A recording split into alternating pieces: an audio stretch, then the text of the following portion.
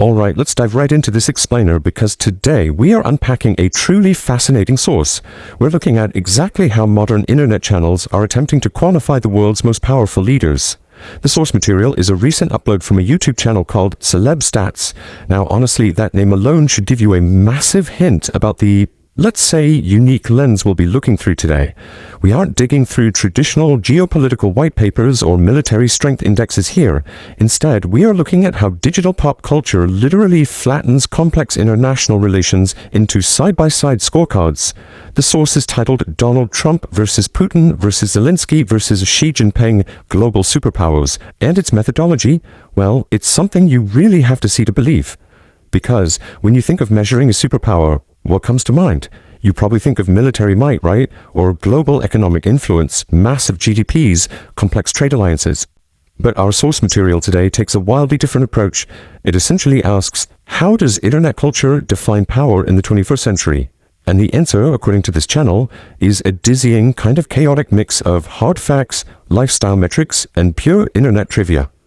It completely redefines what makes someone a superpower by tossing out the traditional rulebook and totally replacing it with the metrics of internet celebrity. So, to really break this down, let's jump straight into part 1, the 4 global superpowers. The sheer ambition of what this channel is trying to do in a single comparison is actually pretty wild. The source specifically pits these 4 monumental global figures head-to-head in a massive metric battle. We've got Donald Trump, Vladimir Putin, Vladimir Zelenskyy, and Xi Jinping. Now, these are arguably 4 of the absolute most consequential names in modern global affairs, and each one represents vastly different political systems, historical backgrounds, and current global conflicts. But the channel doesn't just want to debate their policies, no, it wants to run them through this hyper-detailed standardized gauntlet to see exactly how they stack up against one another on screen. But instead of any sort of traditional geopolitical analysis, the source throws this overwhelming, breathless word salad of completely unrelated categories at us. We are talking about a dense, chaotic grid featuring literally everything from date of birth and body height to assassination attempts, mashed right up against favorite drink and famous meme. I mean, it is a massive, undifferentiated stream of data points. So to actually understand what this channel is telling us about how we view modern leadership today, we need to break this single run-on list down into some logical buckets. Which brings us to part 2, biography and family ties. This is where the channel attempts to ground these larger-than-life figures by reducing them to their most basic, almost bureaucratic details. They build a literal profile, asking for real names, age, and physical height, while extensively mapping out family trees from parents all the way down to real-life partners and children. The source treats these world leaders almost like characters on a trading card. You've got basic identifiers like place of birth and country, paired right alongside their martial status, which by the way is almost certainly a typo for marital status, and the exact number of their siblings and children.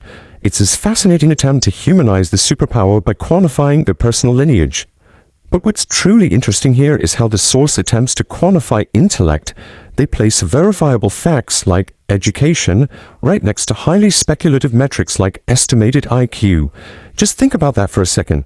Education is a verifiable fact, right? You can point to a university degree or a military academy, but then the source immediately pivots to estimated IQ, leaning heavily into pure internet speculation. It just goes to show that in this specific digital space, objective history and subjective internet guesswork are literally given the exact same weight when evaluating a global leader's capability. All right. Moving past their basic biographies, we shift into our next category, Part 3, Politics and Power Metrics. Now, this is where you'd probably expect the real meat of the geopolitical analysis to happen, and we do see stats we might actually expect. Their time in office, slogans, and their leadership philosophies. For instance, the source takes time to specifically categorize Donald Trump's unique leadership style. They analyze his highly transactional, business-centric approach to international diplomacy, and they impartially weigh that against the contrasting doctrines of the other 3 leaders.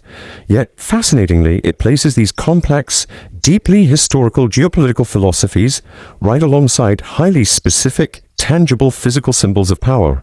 Things like their presidential palace and presidential car. They even analyze their signature. It's a very visual, almost cinematic way of measuring political authority. They aren't just comparing policies, they're comparing the branding and the literal, physical vehicles of power these leaders utilize. But then, suddenly, the source creates this bizarre narrative whiplash. On one hand, we have a metric dealing with life, death, and massive historical consequences, assassination attempts. And right next to it, high school yearbook trivia like first job and best friend. This juxtaposition is absolutely the defining characteristic of our source material today. It demonstrates a complete flattening of context. I mean, surviving a threat to one's life is presented as just another fun fact to swipe past, right before finding out who their best friend is. And that builds right into our next category, Part 4, Wealth and Lifestyle Indicators. This is where the title's Celeb Stats really makes its presence felt, basically categorizing these political titans as mega-rich celebrities. The metrics abruptly shift to pure luxury. We're comparing their net worth, most expensive houses and cars, private jets, and even the number of bodyguards they have.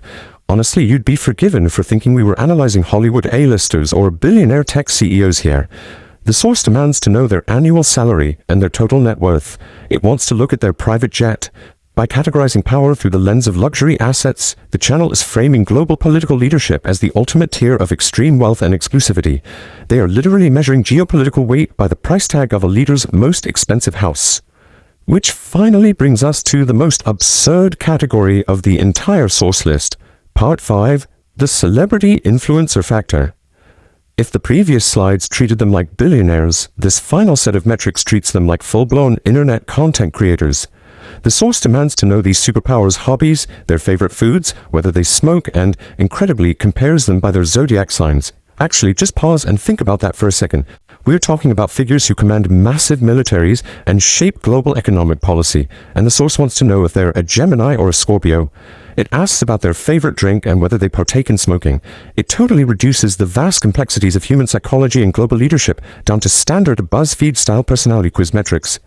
And it all culminates in treating these world leaders exactly like internet influencers, tracking their famous meme status and counting their social media followers on Instagram and X.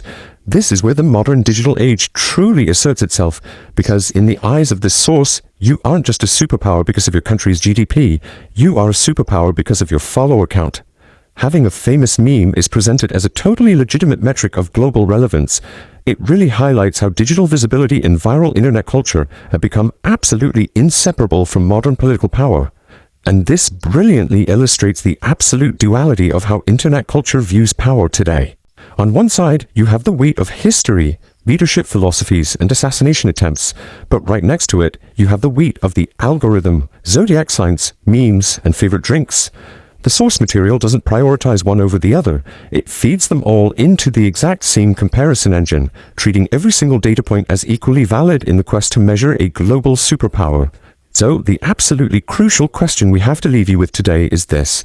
Does knowing a world leader's famous meme or follower count actually help us understand the forces shaping our world, or is it all just a massive popularity contest? When channels like Celeb Stats mash up extreme political realities with celebrity trivia, are they making these complex figures more accessible to the public, or are they dangerously oversimplifying the realities of global power? It's a fascinating look at how the internet digests and repackages authority.